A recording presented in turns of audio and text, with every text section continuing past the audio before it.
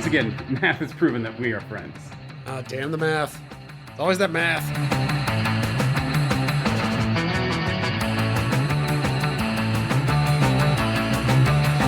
Steve and Jason met while co-hosting one of the first podcasts ever, hundreds of miles away from each other, but bonded through the magic of the internet.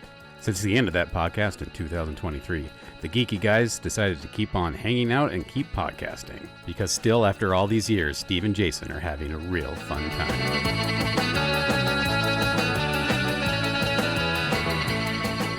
Jason, I stand before you, a potentially changed and humbled man. I see that. It's because you have a really terrible soundproof box built around your face, and you're not seeing me right now. Oh, not that. Sorry. No one at home needs to know about that. It is our secret. Just like that one summer we had to turn off the AC and podcast in our underpants. Together in the same room. It was weird. We finally get together and have to take our pants off immediately. It was weird. So I'm known to longtime listeners of this podcast as many things. I'm the hairy one. I'm the adventurous wild child. I'm the stick it to the man bad boy. And I'm the sexy one. But I am also the conspiracy theorist. Correct? Sure. I'm going to go with it because I imagine you have a conspiracy theory to drop on me. Well, I thought I did, Jason. I thought I did. And then I went on an emotional roller coaster of a journey. And I grew a little, I learned a little, and I realized that maybe, just maybe, not all conspiracies are real. Okay. We're going somewhere, I assume. Here's what happened. As all great stories start. I was on the internet. Yeah. It's like I already checked out and went and got popcorn. Not because I'm interested in the story. I'm just hungry and this is going to take a while. No, so I was on the internet. I can't even remember. I don't even think it was like a conspiracy forum or anything like that. But I saw one thing that referenced to it with a conspiracy, and I started researching that conspiracy. And have you heard of the GATE program? I don't think so, no. That's where I was at first. So I started reading about the GATE program, which is where a bunch of people our age, a bunch of late Gen Xers, early millennials were talking about how they were taken out of school for the GATE program. And looking back now, as adults, they realized that they were being trained as secret operatives. They were being brainwashed so that they could do things. They had to do all kinds of listening tests and all kinds of aptitude tests. They were taken out of school to do all these things, and they were being set up to be Manchurian candidates, basically. I assume you're familiar with the Manchurian Candidate. I am indeed. Thank you, film school. No, sorry, not film school. Film class in summer school. Wow. That sounds like the lowest form of education that the American system has ever created. It was lots of fun. I really enjoyed it. I got a lot out of it. I discovered one of my favorite movies of all time, Dr. Strangelove. It's a great time. That's where I finally watched The Manchurian Candidate. Fair enough. So anyone who doesn't know, Manchurian Candidate is the idea that a secret agent can be brainwashed and be activated with a certain phrase. And so there were all these people my age talking about how them and the other smart kids were taken out to do the GATE program, and they were given all these tasks, and they had to listen, do all these hearing tests, and they would listen to these strange sounds, and looking back, they were pretty sure that they were being brainwashed and Manchurian candidated to be assassins or rogue agents or something. And so I'm reading all this, and I'm like, yeah, that does sound like something the government would do in the mid-90s. And I'm like, wait a minute, the smart kids? I was a smart kid. Why wasn't I in the GATE program? I started getting a little pissed off, and I'm like, well, I'm not good enough to be a Manchurian candidate? What's going on here? This is a bunch of BS. And then I was like, yeah, I didn't have this GATE program. All I had was the gifted and talented program that I went to. And Jason did the math right there. It took me a good half hour to realize, wait a second. What does GATE stand for? Gifted and Talented Education. I was in the GATE program. I just didn't know it. That is picture perfect. You were in the gifted program, but you're too dumb to know you were in the gifted program. I knew I was in the gifted program. I didn't know I was in the assassin gifted program. And so I started reading closer all the things they had them do. I'm like, wait a second. That's just making a roller coaster out of cardboard tubes for a marble. Or that's just learning how to do a Venn diagram. Or and I did the audio one again, and I'm like, wait a second, that's just the hearing test that they give kids to make sure they can hear okay. And I had to realize all these people are dumb. This whole conspiracy is dumb. Yep. I went from being upset that I wasn't included to being mad that it even was brought up by these idiots so quick. I've never done a ideological 180 that quickly in my life. Welcome to trying to get to the bottom of a conspiracy theory. Eventually you hit the point where it's like, oh, okay, so this is where everybody else diverges, but I know it's bullshit. Okay. You got there relatively quick. That's good. Which is why I know most of my other conspiracies are true, because I never got to that point. Now that I know that not all conspiracies are true, I know I'm not just one of those blank sheep that believe everything. And I do think about things critically, and so all the other conspiracies that I do believe must be real, because I'm smart enough to smell the fake ones. Got figured out, folks. Let's wrap it up. You figured out the whole plot. Who wants to join my blog?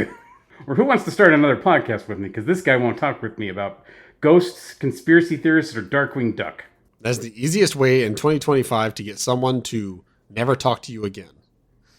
Who wants to read my blog, or who wants to start a podcast with me? I don't know. I think that's just a shorthand for, hey, you want to be friends for 20 years even though we never meet? I have a feeling ours is a unique case. I think every podcast started since the height of COVID is 2 or more celebrities that just decided, yeah, we could talk about stuff. There's a studio somewhere in California or New York that'll probably have us on and bring us in for 40 minutes a week to talk about bullcrap. See, that's the difference between us and celebrities, Jason. Celebrities are incapable of real friendship because they're robots. Okay, so does that mean I'm a celebrity because we're not really friends? Or does that mean I'm not a celebrity because we are? I still call you once every 2 weeks, talk about bullcrap, and we record it and put it out there for anybody that wants to listen to it. I texted you when I saw a hairball, dude. We're friends. If that's not friendship, I don't know what it is. Seriously, I don't. Like, we talk all the time. You're one of the few people I text when I see weird stuff. It's either you, my other friend, or my wife. So, you know, you're in the top 3. Okay. I guess we're friends then. I'm not, so we must be friends. I'm not a celebrity. Yeah, that's kind of a blow, but I kind of knew. I had an idea. So I'll take friendship. The math is proven. Yeah. Once again, math has proven that we are friends. Damn the math. It's always that math. Always comes back to that. So now that we're officially friends, what do you want to talk about? I want to talk about what weird things you did at school that you think might have brainwashed you to assassinate a senator. I never thought highly enough of myself to think that. I was never in the gifted program. I remember testing for gifted, and I was told I hit the cusp. Like I was right there. I was like just like 1 or 2 right answers or right whatevers, then I would have been in. But I didn't make it. So my brother and my sister both did. Your brother, who wouldn't lock his locker, was smarter than you? I mean, yeah, he was. That's the tragedy. He was quite intelligent. He just, wouldn't apply himself. He peed on a cop car. That's exactly what I was about to say. Yep, lots of dumb stuff. I think most of that was just because he was bored. Where we grew up, it was just boring. It wasn't challenging his mind enough, man. Nothing challenged my mind. That's why I had to make friends with, people who took knives to school. That challenged me. Challenge you to get better friends? No, like these were there was nothing more challenging than my friend group. We challenged each other on every single facet. See who can be the most entertaining. Like we were a group meant for adventure. So like the Goonies. Yeah. We were Goonies. I think when everybody thinks back to it, they think of their childhood friend group and they're like, yeah, we were like the Goonies. And nobody was like the Goonies. You weren't like the Goonies. You played WCW with your friends every night until one of you got a girlfriend, and then you just got mad at them. How dare you? Because that was recently said in a podcast that has already gone out, but you just learned that fact. It's a callback to last week. But you're throwing it back in my face because you just learned it 30 minutes ago. Asshole. B, Uh, so what? here's a quick check to see if you and your friend group were like the Goonies. A, are you still in contact with them? Again, one of them I saw when I was back in Kansas, this most recent trip. So yeah. The others, no, because they got weird. Okay. Goonies were already weird, Jason. But that's like kooky, fun, but still a great part of the group weird. This is like, oh, okay. Yeah, we can never hang out again weird. Yeah, see, this leads me straight into the second one, which you've already failed. Did you ever say die? Yeah, you betrayed your friends as soon as they got weird or a girlfriend. I didn't betray them. I just don't want to be around them because they're weird. Yeah, that's betrayal with your high school friends. It wasn't in high school. You never say die. Okay, well, okay. You're saying that because you saw the Goonies in the moment. If we do a Goonies reunion 20 years later, several of them have said die. Data and Chunk are still best friends. I mean, they're friends. Yes, they are friendly and they talk. They are best friends, and they never said die. Okay, I'll allow that.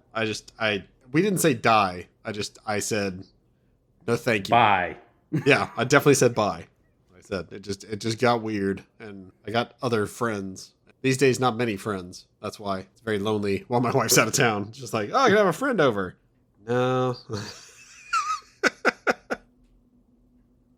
I go down to the basement and play video games by myself. No. Sit on the couch and catch up with podcasts on YouTube. Yeah. See, Jason, podcasts, with the obvious exception of this one, are not your friend. True. However, no. It's what I've got.